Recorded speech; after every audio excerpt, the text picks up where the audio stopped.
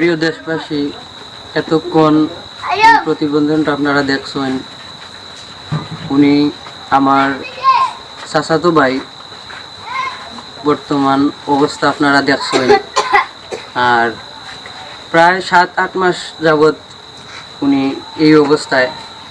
প্রথমত এলাকাবাসী, আত্মীয় স্বজন, বন্ধু বান্ধব ওনাদের সাহায্য সহযোগিতায় এতদিন যাবৎ চিকিৎসা চলমান আছিল। এ পর্যায়ে এমন একটা পরিস্থিতির মাঝে উনি আইয়া দাঁড়াইছেন। উনি কোনো সাহায্য, কোনো কিছু, সব কিছু থেকে বঞ্চিত। এখন চিকিৎসাও ওনার আপাতত প্রায় বন্ধ। চিকিৎসা করার মতো কোনো সামর্থ্য ওনার নাই।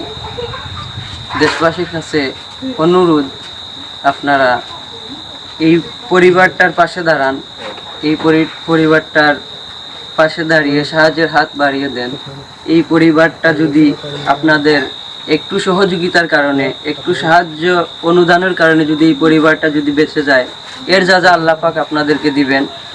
আপনাদের সবার কাছে আকুল আবেদন, আপনারা যে যা পারেন তা দিয়ে এই পরিবারটাকে সহযোগিতা করুন, এই পরিবারের পাশে দাঁড়ান। আপনারা সকলেই এই পরিবারের জন্য দোয়া করবেন আর সাহায্যের হাত বাড়াবেন। প্রিয় দেশবাসী, যে ব্যক্তিটারে আপনারা দেখতেছেন, এখন যা দেখছেন, উনি গ্রামের এলাকার হিসাবে আমার এক পাগনা। তো ব্যবসার ক্ষেত্রে তার লগে আমার একটা সম্পর্ক।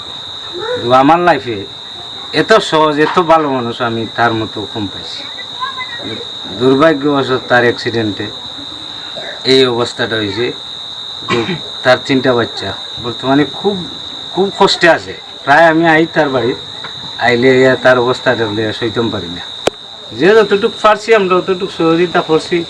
এখন যদি দেশের মানুষের দিকটা একটু সহযোগিতা করেন, দয়া করেন, তো মনে হলো এটার বাচ্চা ধরে নিয়ে এটা সুস্থ থাকতে পারবে।